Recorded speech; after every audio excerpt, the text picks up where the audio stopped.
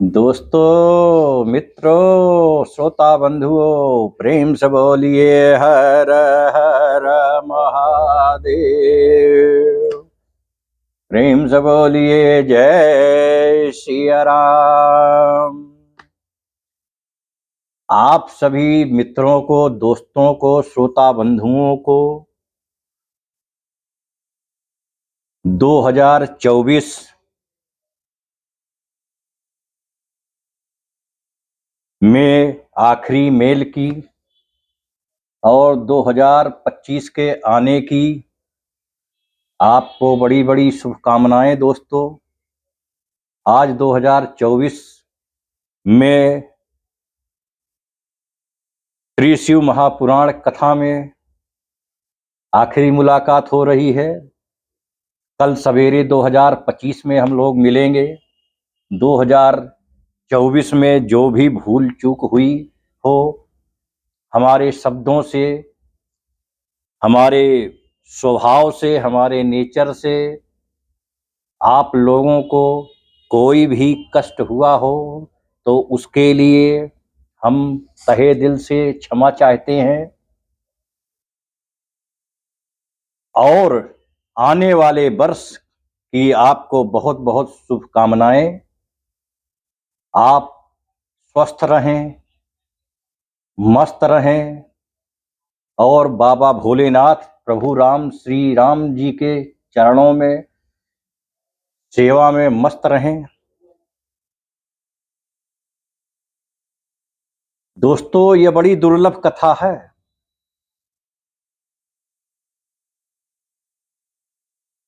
या तो आप इसी चैनल पर आप देख रहे हैं, अन्यथा आप स्वयं पढ़ेंगे तभी आपको ज्ञान होगा। ये बड़ी दुर्लभ दिव्य कथा है।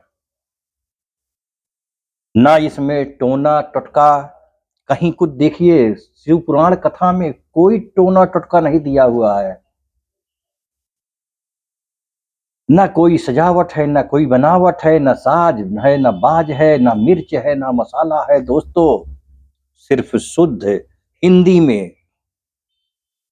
एक्चुअल श्री शिव पुराण की कथा आपके सम्राट प्रस्तुत है। आप सबके लाभार्थ सम्रार्थ विश्व में पहली बार श्री रामचरितमानस की कथा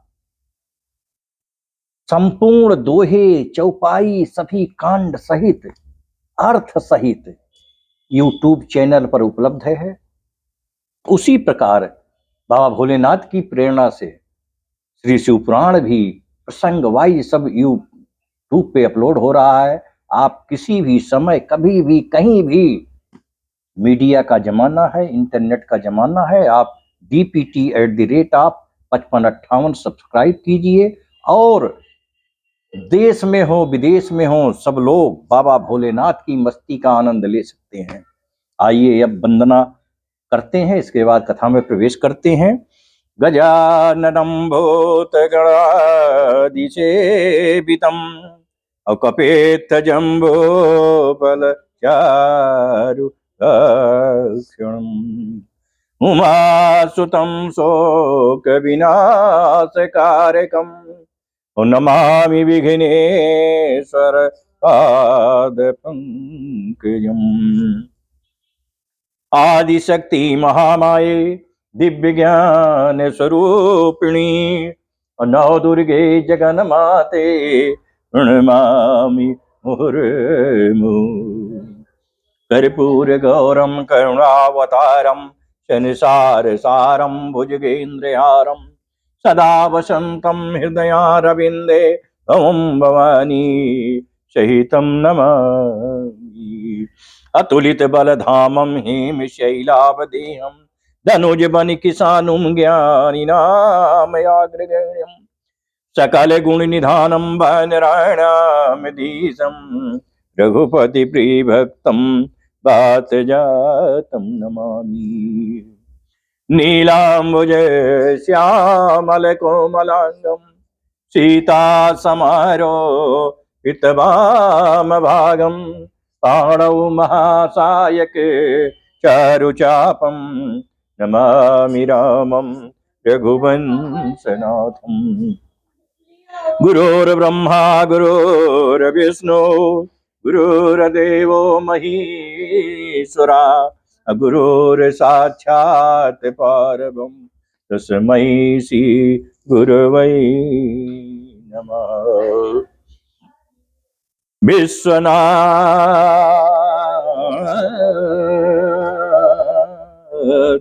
विश्वनाथ मम नाथ पुरारी, त्रिभुवन महिमा विदित तुम्हारी।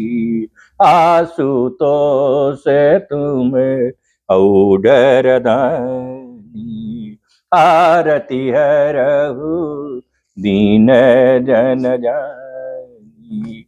सो तुम जानऊ अंतरयामी, पुरवहु मोर मनोरथ स्वामी। देवी पूजबल कमल तुम्हारी, सुर नर मुनि सब होहि सुखारे।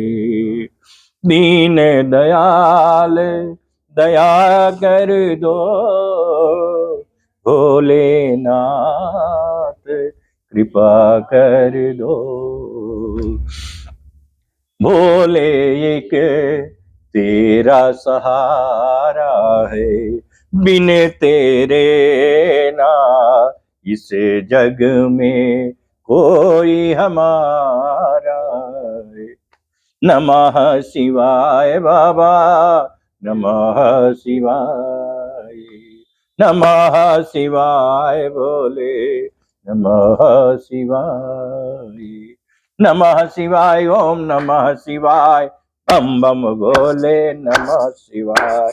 नमः शिवाय ओम नमः शिवाय, बम बम भोले नमः शिवाय।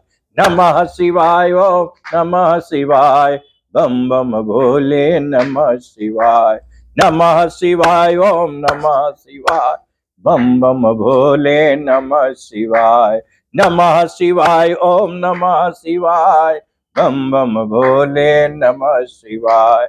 नमः शिवाय ओम नमः शिवाय, बम बम भोले नमः शिवाय।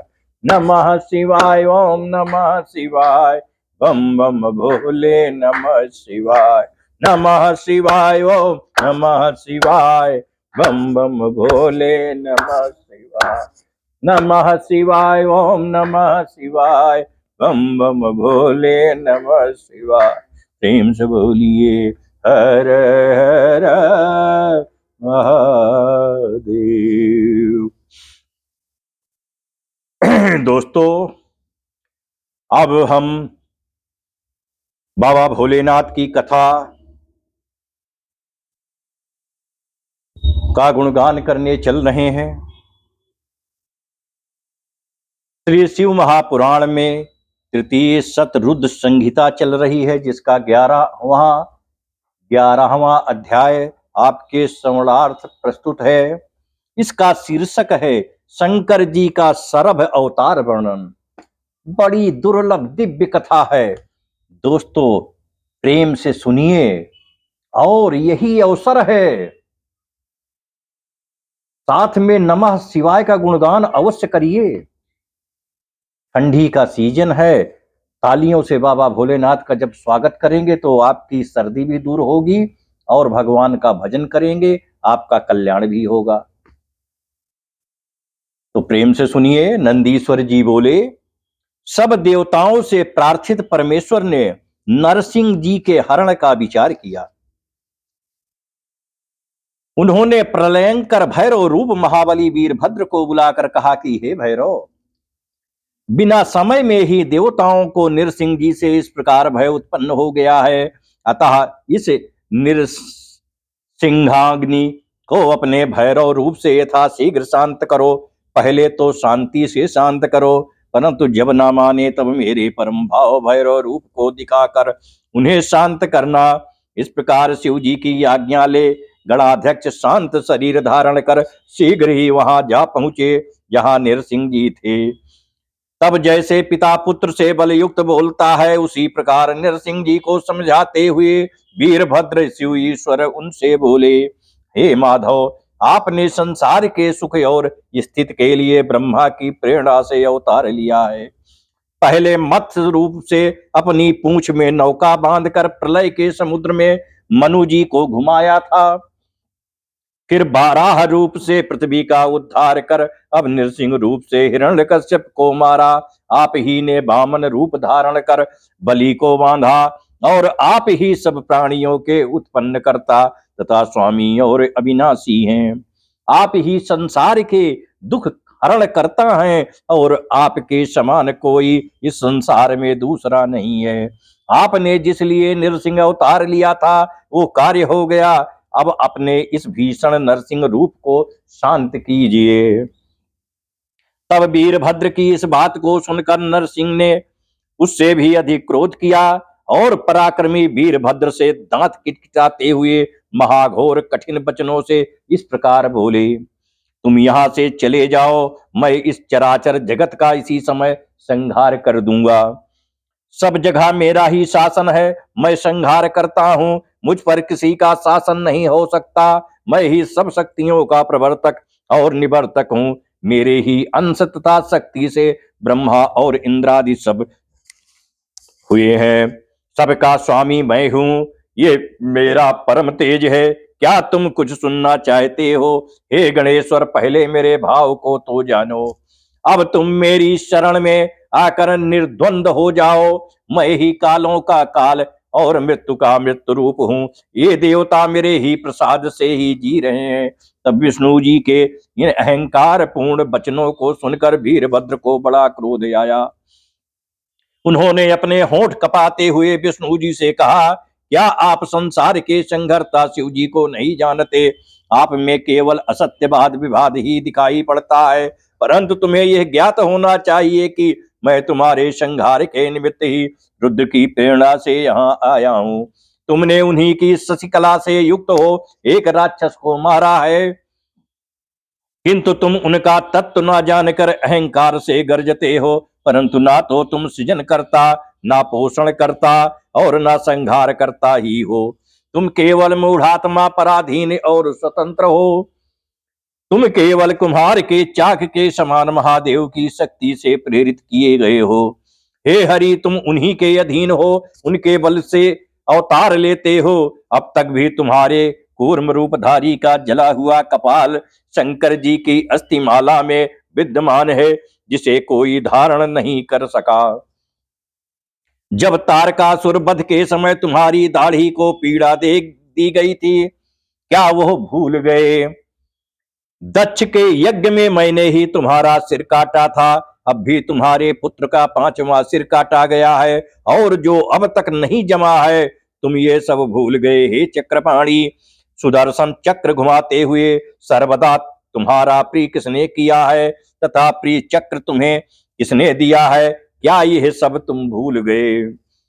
जब आप सब लोगों को ग्रहण कर परबस हो निद्रावश समुद्र में सोते हो, तो आप किस प्रकार सर्वगुणी हुए? आदि से अंत पर्यंत सारी शक्ति शिव जी की फैली है। उसी से तुम शक्तिमान होकर चारों ओर तेज से मोहित हो रहे हो। यदि तुम काल हो तो परमेश्वर सदाशिव काल के भी काल हैं।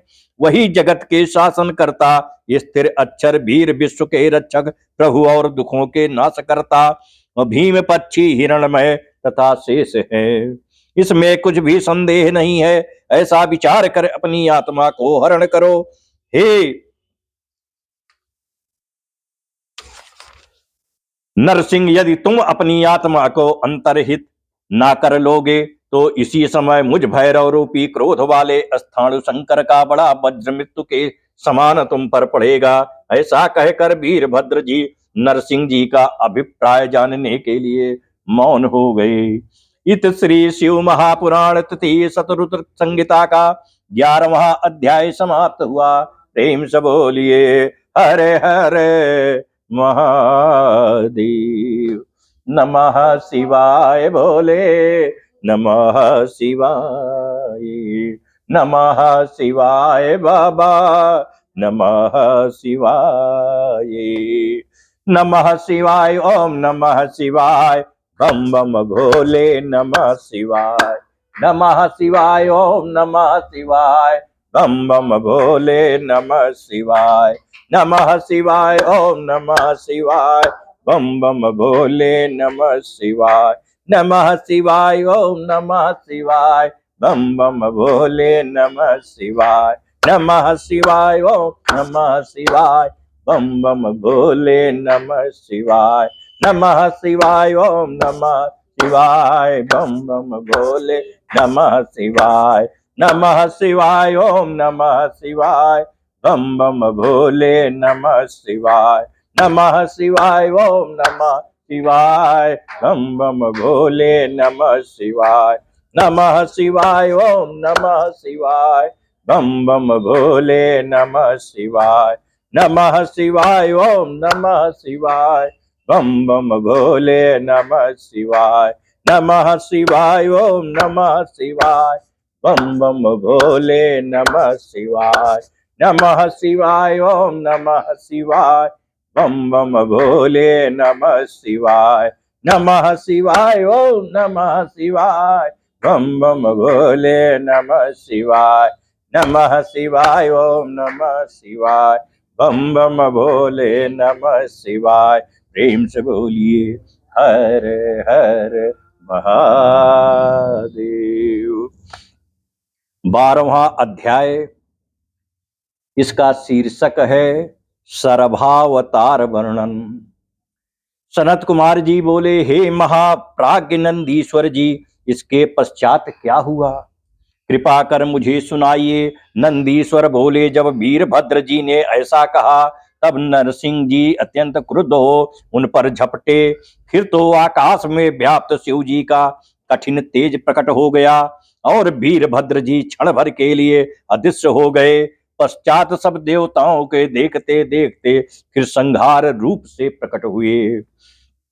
सबने जय जय मंगलाचरण किया, हजारों भुजाएं धारण किए, जटा रखे प्रलय करने में मानो तत्पर, भयंकर तथा गंभीर शब्द करते हुए, महाकोपाग्नि से भरे त्रिनेत्र हुंकार करते हुए इस प्रकार विकट रूप से नरसिंह जी के आगे आकर प्रकट हो गए।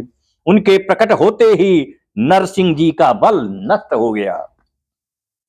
उन्होंने नरसिंह को अपनी भुजाओं में बांधकर इस प्रकार पकड़ लिया कि वे अत्यंत ही व्याकुल हो गए। फिर विष्णु जी को लेकर ऐसे उड़े कि भगवान शिव के वृषभ के नीचे लाकर डाल दिया। विष्णु व्याकुल हो गए। सब देवताओं और मुनीश्वरों ने शिव जी की स्तुति की और शिव जी से गृहीत तथा पर बस विष्णु का शरीर दीन हो गया। वे अंजलि बांध अपने मनोहर वचनों द्वारा परमेशान की स्तुति करने लगे। 800 नामों से उन्होंने शंकर जी की बड़ी स्तुति की और नरसिंह शिव जी से पराजित हो अशक्त हो गए। वीरभद्र ने उनके संपूर्ण अवयवों को अपने लय में लय कर दिया। सब देवता उन कल्याणकारी परमेश्वर की स्तुति करने लगे। तब देवताओं के इन वचनों को सुनकर परमेश्वर उन पुरातन देवताओं और महर्षियों से बोले, आप लोग घबराएं नहीं, इससे विष्णु की महत्ता कुछ भी न्यून नहीं होगी। अब वो भी मेरे भक्तों के वरदाता और मेरे भक्तों से नमस्कृत हुआ करेंगे। ऐसा कहकर वह पक्षी राज नरसिंह के शरीर को लेकर पर्वत पर चले गए। तभी से भगवान शंकर नरसिंह के चरमधारी हुए और अपने मुंडमाल में उनके मुख को मिला लिया। फिर तो देवता आतंक रहित हो जहां से आए थे वहां चले गए। जो पुरुष इस वेद रस से पूर्ण आख्यान को पढ़ता या सुनता है उसके सब मनोरथ पूर्ण होते हैं तथा वो आख्यान धन यश आयु आरोग्य और पुष्टि देने वाला, सब विघ्नों को शांत करने वाला तथा सब व्याधियों का नाश करने वाला है। पिनाकी का यह सर्वाकार रूप उनके भक्तों और चरों में प्रकाश करने से नवधा भक्ति देने वाला तथा अंतःकरण में बुद्धि देने वाला है। यह प्रसंग शिव भक्तों को अवश्य पढ़ना और सुनना चाहिए। इन्हें उत्सवों में तथा चतुर्दशी और अष्टमी के दिन प्रतिष्ठा काल में पढ़ना चाहिए तथा इसके और भी बहुत से महात्म्य हैं। इत श्री शिव महापुराण तिथि शतरुत संहिता का 12वां अध्याय समाप्त हुआ। भीम से बोलिए हरे हरे महादेव। बाबा भोले तो ऐसे हैं कि सारे देव भी उनकी स्तुति करते हैं, हम लोग तो इंसान हैं। तेरा प्रेम से गाइए नमः शिवाय ओम नमः शिवाय, नमः शिवाय बोले नमः शिवाय, नमः शिवाय ओम नमः शिवाय बम बम भोले नमः शिवाय, नमः शिवाय ओम नमः शिवाय बम बम भोले नमः शिवाय, नमः शिवाय ओम नमः शिवाय बम बम भोले नमः शिवाय। प्रेम से बोलिए हर हर महादेव। 13वां अध्याय शिव जी का गृहपत्य अवतार। नंदीश्वर बोले हे ब्रह्मा जी के पुत्र, अब शशि शेखर के उस चरित्र को सुनिए जो कि उन्होंने इस विश्वानर के घर अवतार लिया था। पूर्व समय में नर्मदा के तट पर नर्मपुर नामक एक रमणीय नगर था जिसमें शिव भक्त विश्वानर नामक एक मुनि रहता था। वो संपूर्ण शास्त्रों का वेत्ता और शिव जी के चरणों में निपुण, लोकाचार में चतुर था। पश्चात एक सुचिस्मती नामक ब्रह्मा की कन्या से उसका विवाह हुआ। एक समय उसकी पतिव्रता स्त्री ने उसकी बड़ी सेवा की तो उसने प्रसन्न हो उसे वर देना चाहा। पत्नी ने कहा यदि आप प्रसन्न हैं तो मुझे महादेव जी के समान पुत्र हों। तब उसके ऐसे वचन सुन वह व्रती ब्राह्मण समाधि में स्थित हो इस पर विचार करने लगा कि स्त्री ने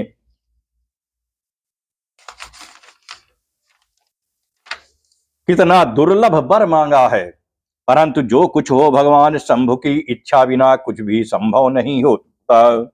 यदि उनकी कृपा से इसके मुख से ऐसा निकला है तो इसको कौन अन्यथा कर सकता है। ऐसा विचार कर उस एक पत्नी व्रत में स्थित ब्राह्मण ने अपनी पत्नी से कहा, विश्व के ईश्वर भगवान शिव है, मैं वहां तप करने जाता हूं, तुम किसी बात की चिंता ना करना। ऐसा कहे वो काशी में जा कर्णिका घाट पर उसके दर्शन कर अपने सैकड़ों जन्मों के पाप दूर किए तथा वहां के विश्वेश्वर आदि शिवलिंगों का दर्शन कर सब कुआं बावड़ी और तालाबों में स्नान कर संपूर्ण तीर्थ स्थानों में पिंडदान किया। फिर सहस्त्रों प्रकार के भोजनादि से वहां के ब्राह्मणों एवं मुनियों को तृप्त कर सब लिंगों का पूजा योग यथोचित उपचार कर पूजन किया और बार बार ये विचारता रहा कि क्या इन लिंगों द्वारा पुत्र की कामना निश्चलता को प्राप्त होगी। उसे ज्ञात हुआ कि अवश्य ही वीरेश लिंग इसके लिए प्रशंसनीय है। उसने वर्षों उस लिंग की यथा विधि पूजा की, कितने ही प्रकार के अनुष्ठान किए, 1 वर्ष तक निराहार और केवल जल पीकर अद्भुत तप किया। तीनों समय भक्ति से उस उत्तम वीरेश लिंग का पूजन किया। तब 13वें महीने में जब एक दिन वह प्रातः काल त्रिपथगा गंगा के जल में स्नान कर लिंग का पूजन करने गया तो उसी समय उस तपोधन लिंग के मध्य भाग में स्थित हुए 8 वर्ष के एक सुंदर बालक को देखा। वो बड़ी ही सुंदर पीली जटा और मुकुट लगाए नम्र तथा हंसता हुआ उसकी ओर देख रहा था। तब उस बालक को प्राप्त कर मुनि के हर्ष का अंत न रहा। उन्होंने रोमांचित हो हृदय से उसे बार बार नमस्कार किया। 8 पद्मों से युक्त उस परमानंद शंभु की स्तुति कर उन्हें संतुष्ट किया। तब इस प्रकार जब उस ब्राह्मण ने अपने हाथ बांध पृथ्वी पर गिरकर उन्हें दंडवत प्रणाम किया तो सब वृद्धों में वृद्ध उस बालक ने अत्यंत प्रसन्न हो विश्वानर से कहा, हे ब्राह्मण, मैं तुमसे प्रसन्न हूं, वर मांगो। इस पर विश्वानर ने कहा, हे प्रभो, आपसे कुछ भी अज्ञात नहीं है, मुझे मांगने को ऐसा दीन वचन क्या कहते हैं। हे महेशान, आपकी जैसी इच्छा हो वैसा कीजिए। तब विश्वानर ने ऐसे वचन सुनकर बालक रूप उस पवित्र देवता से कहा। पवित्र देवता ने कहा, हे पवित्र विश्वानर, तुमने जो शुचि स्मृति में पुत्र होने का विचार किया है वो शीघ्र ही पूरा होगा। मैं स्वयं ही तुम्हारी स्त्री में पुत्र रूप से प्रकट होऊंगा और वहां मेरा नाम गृहपति होगा। यह आपका कहा हुआ अभिलाष तक स्तोत्र जो शिव जी के समीप में पाठ करेगा उसे 1 वर्ष में सिद्धिदायक होंगे। ये बंध्या को पुत्र देने वाला अभिलाष तक स्तोत्र है, परंतु उसे हर एक को नहीं देना चाहिए और बहुत यत्न से छिपा कर रखना चाहिए। इसे स्त्री हो या पुरुष कोई भी यदि नियम से शिवलिंग के समीप 1 वर्ष जपेगा तब निश्चय ही उसकी पुत्र की मनोकामना पूर्ण होगी। ऐसा कहकर बालक रूप शिव अंतर ध्यान हो गए और विश्वानर ब्राह्मण भी प्रसन्न हो अपने घर चला गया। इत श्री शिव महापुराण तिथि शतरुद्र संहिता का 13वां अध्याय समाप्त हुआ। प्रेम से बोलिए हर हर महादेव।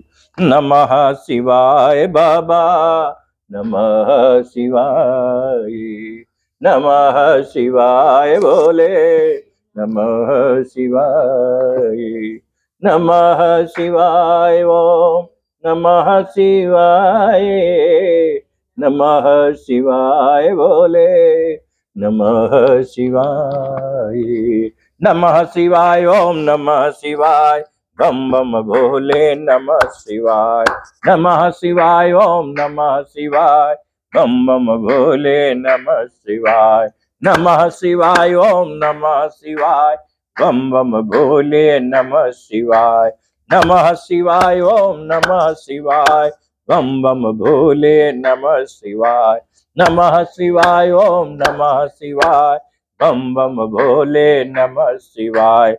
प्रेम से बोलिए हर हर महादेव। 14वां अध्याय, इसका शीर्षक है गृहपति अवतार वर्णन। नंदीश्वर बोले, अब ब्राह्मण अपने घर में अपनी स्त्री से सब समाचार कह सुनाया, प्रारब्ध की प्रशंसा किया। समय पर उसकी स्त्री गर्भवती हुई। ब्राह्मण ने गर्भाधान संस्कार किया, अपुंसवन संस्कार किया। 8वें महीने में समय समय पर की सब विधियां की, गृह सूत्र की विधि की, पुंसवन संस्कार किया। 8वें महीने में गर्भ की वृद्धि करने वाला सीमांतोन्नयन संस्कार किया, जिससे गर्भ की वृद्धि हो। पश्चात गुरु के केंद्र स्थान में होने पर, शुभ लग्न में सुंदर योग होने पर, चंद्रमा के समान मुख वाला पुत्र उस ब्राह्मण की स्त्री सुचिस्मती से सूतिका गृह में उत्पन्न हुआ। देवताओं ने दुंदुभी बजाई, दिशाएं निर्मल हो गईं और चारों ओर से नदियों तथा प्राणियों के मन निर्मल हो गए। सत्वगुण युक्त मंगलमयी वर्षा होने लगी। सब मनुष्यों की वाणी प्रिय और कल्याणमयी हो गई।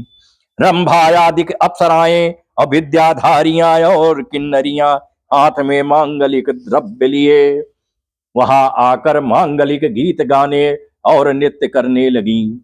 मरीचि, अत्रि, पुलक, पुलस्त, कत्तु, अंगिरा, वशिष्ठ, कश्यप, अगस्त्य, विभांड, लोमस, लोमचरण, भरद्वाज, गौतम, भृगुगालो, गर्ग, जातुर, कर्ण, पराशर, आप, स्तंभ, याग, बल्क, दक्ष, वाल्मीकि, मुदगर, सातातप, लिखित, शिलाद, शंख, जमदग्नि, संवर्त, मतंग, भरत, अंशुमान, व्यास, कात्यायन, कुत्स, सौनक, ऋष्यरिंग, दुर्वासा, शुचि, नारद, तुम्बरु, ऊतंक, वामदेव, देवल, हरित, विश्वामित्र, भार्गव पुत्रों सहित मृकुंडु, पर्वत, दारुक, धौम्य, उपमन्यु, वत्स आदिक मुनि और बहुत सी मुनि कन्याएं उस पुत्र की शांति के लिए विश्वानर के आश्रम पर आईं।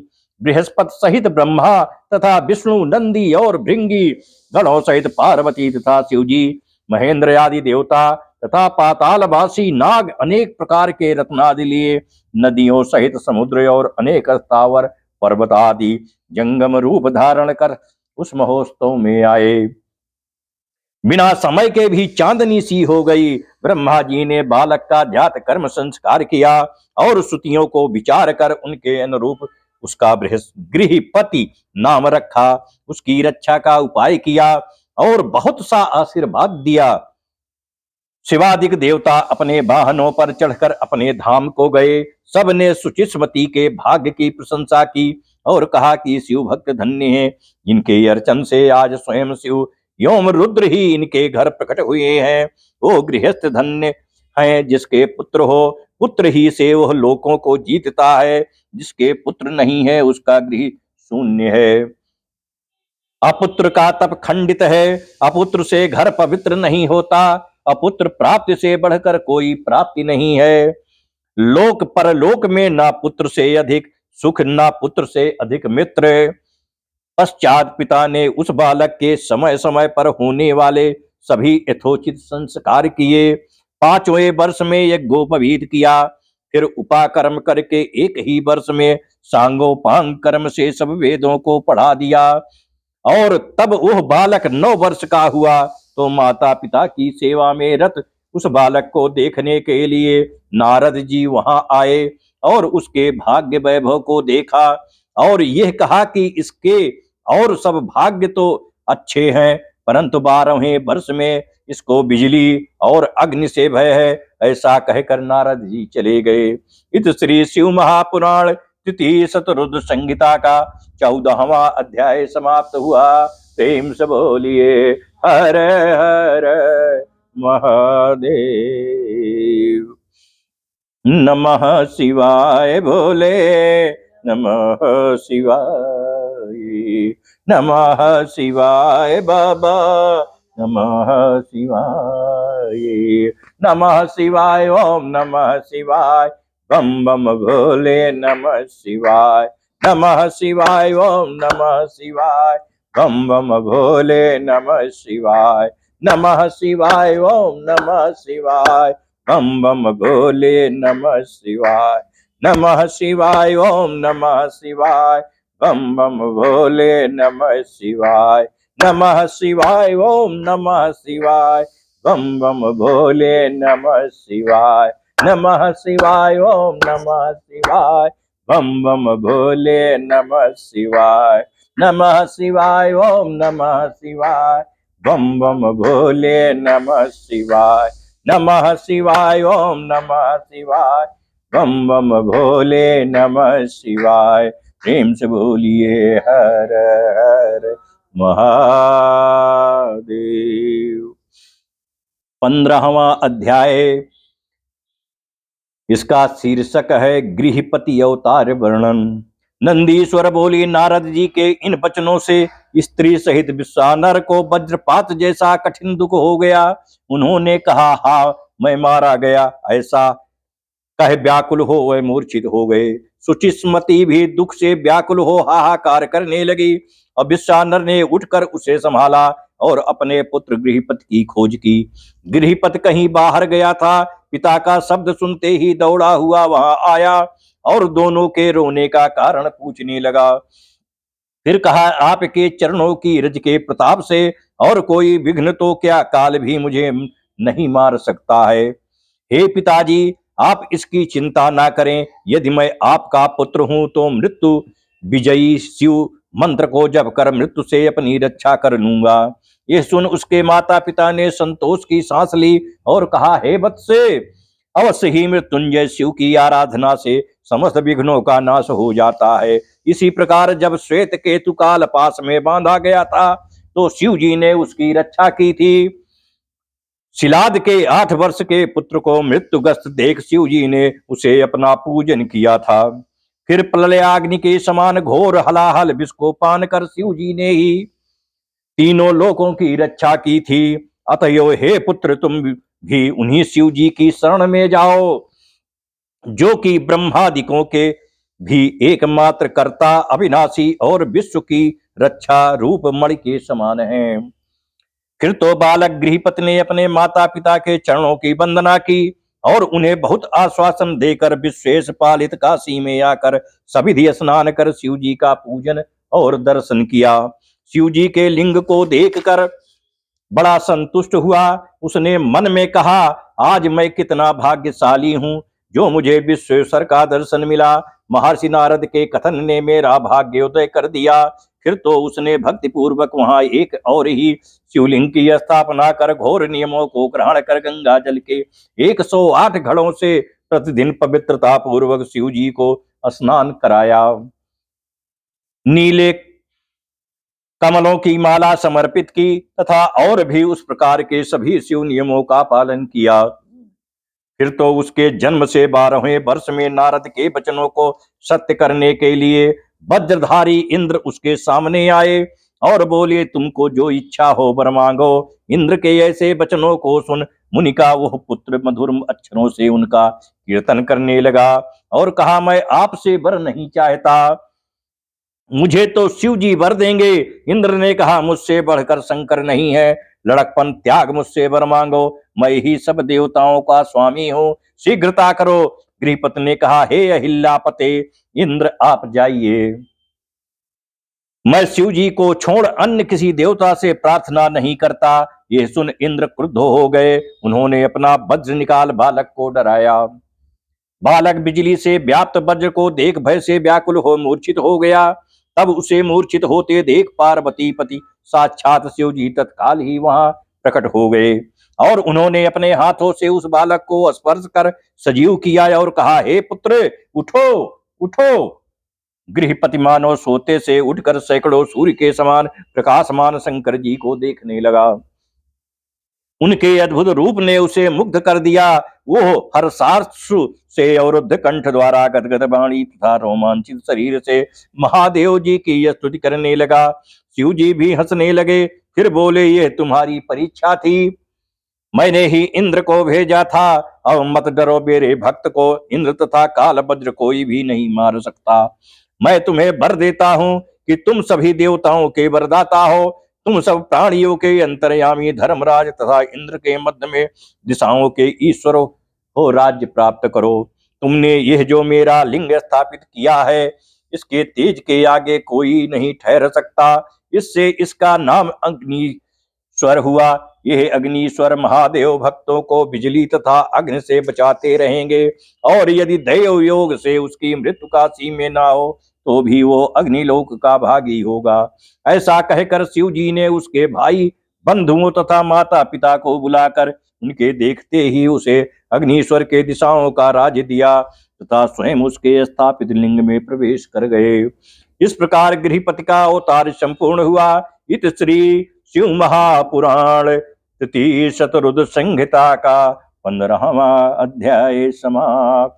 प्रेम से बोलिए हर हर महादेव।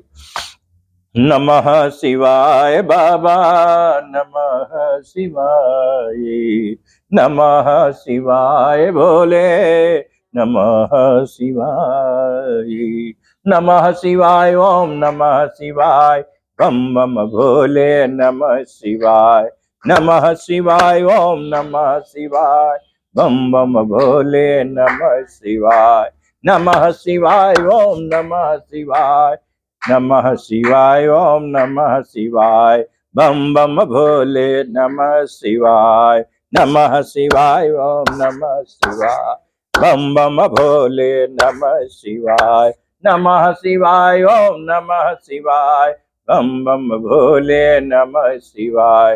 प्रेम से बोलिए हर हर महादेव। 16वां अध्याय, इसका शीर्षक है यज्ञेश्वर अवतार। नंदीश्वर बोले, हे मुनीश्वर, अब आप शिव जी के उस यक्षेश्वर अवतार को सुनिए जो अहंकारी तथा अभिमानी जनों का अभिमान नष्ट करने वाला तथा सत्पुरुषों की भक्ति को बढ़ाने वाला है। जब अमृत के लिए देवताओं और असुरों ने क्षीर सागर मंथन किया तो पहले उसमें हलाहल विष निकल संसार को भस्म करने लगा। उसे देख देव दानव भयभीत हो विष्णु जी को साथ ले शिव जी के पास गए, अपना सारा दुख कहा। शिव जी ने दयार्द होकर सारा विष उठाकर पान कर लिया, जिससे उनके कंठ में श्यानता आ गई और वे नीलकंठ हो गए। पश्चात देवताओं और दानवों ने फिर समुद्र को मथा, तो उसमें से बहुत से रक्त निकले और अमृत का भी प्रादुर्भाव हुआ। तब अमृत को केवल देवताओं ने पान किया और दैत्यों ने नहीं पाया। इसमें देवता दैत्यों का बड़ा द्वंद हुआ और राहु के भय से पीड़ित चंद्रमा भाग गए। शिव जी ने चंद्रमा को अपने सिर पर धारण कर उसकी रक्षा की। तदंतर दैत्यों से पराजित देवता जब अमृत पान कर विजयी हुए तो उन्हें अभिमान आ गया और शिव जी की माया से मोहित हो अपने बल की बड़ी प्रशंसा करने लगे। तब उन्हें गर्वित हुआ देख शिव जी यक्ष का रूप धारण कर उनके पास आए और पूछा कि तुम लोग यहाँ किस कारण से स्थित हो, मुझे ठीक ठाक बतलाइए। देवताओं ने कहा, यहाँ पर भयंकर युद्ध हुआ था जिसमें सारे दैत्यों का नाश हो गया और जो बचे थे वो भाग गए। हम सब बड़े पराक्रमी हैं, हमने दैत्यों को मार डाला है तथा हम बलवानों के आगे दैत्यों का बल तुच्छ है, यही हम लोग विचार कर रहे हैं। इस पर यक्षेश्वर ने कहा, हे देवताओं, ये तुम्हारा गर्व मिथ्या है, तुम्हारा निर्माण करने वाला स्वामी कोई दूसरा ही है। क्या तुम लोग उस महादेव को भूल गए जो व्यर्थ ही अपना बल बखानते हो?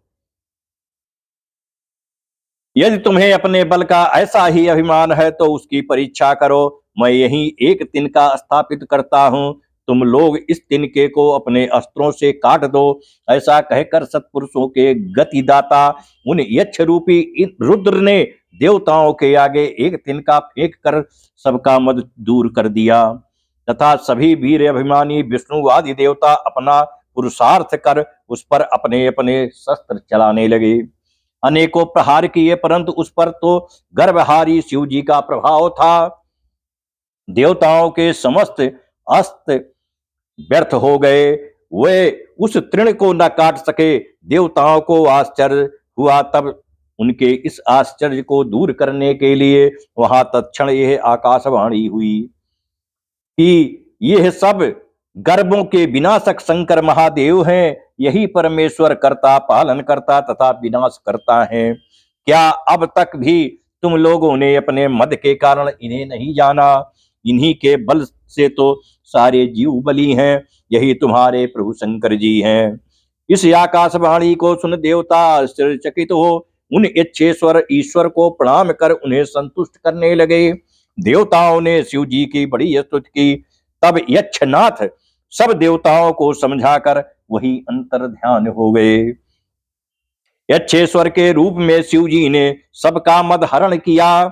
शिव जी का यह निर्मल इतिहास सबका अभिमान नाशक है और सज्जनों को शांति देने वाला है। इससे सज्जनों को भुक्ति मुक्ति प्राप्त होती है और जो बुद्धिमान पुरुष इसको सुनता अथवा सुनाता है उसकी सब कामनाएं पूर्ण होती हैं। अंत में समय आने पर उसे मोक्ष भी प्राप्त होता है।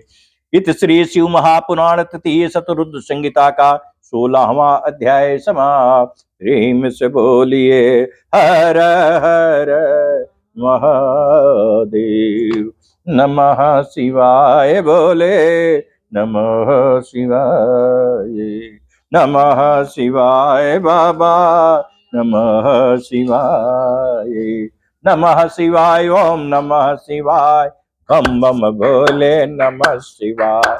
नमः शिवाय ओम नमः शिवाय बम बम भोले नमः शिवाय। नमः शिवाय ओम नमः शिवाय बम बम भोले नमः शिवाय। नमः शिवाय ओम नमः शिवाय बम बम भोले नमः शिवाय। नमः शिवाय ओम नमः शिवाय बम बम भोले नमः शिवाय। नमः शिवाय ओम नमः शिवाय बम बम भोले नमः शिवाय। प्रेम से बोलिए हर हर महादेव। आज की सायंकालीन कथा यहीं पर विश्राम ले रही है दोस्तों। अब चलिए आरती करने चल रहे हैं, सहयोग दीजिए।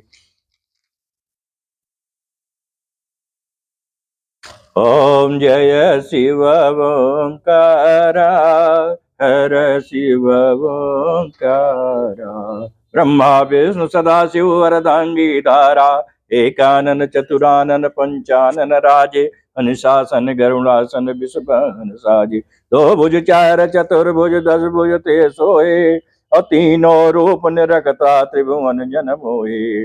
अचमाला वनमाला मुनमाला धारी, त्रिपुरारी कनसारी करमाला धारी। श्वेतांबर पीतांबर बाघांबर यंगे, सनकादिक मादिक भूतादिक संगे। कर मध्य कमंडल चक्र त्रिशूल धरता, अजग करता जग हरता जग पालन करता। ब्रह्मा विष्णु सदा शिव जानत अविवेका, प्रणवाचर की मध्य ये तीनों एका। त्रिगुण स्वामी जी की आरती जो कोई नर गावे, कहत शिवानंद स्वामी सुख संपत्ति पावे। ओम जय शिव ओंकारा, ओम जय शिव कारा। कर्पूर गौरम करुणावतारम, संसार सारम भुजगेन्द्रहारम। सदा वसंतम हृदयारविंद, भवम भवानी सहितं नमामि, भवम भवानी सहितं नमामि। त्वमेव माता च पिता त्वमेव त्वमेव बन्धु त्वमेव विद्या द्रविणं त्वमेव सर्वं मम देव देव। अहमावाहनं न जानामि विसर्जनम् पूजाम चयु न जानामि चमस परमेश्वर।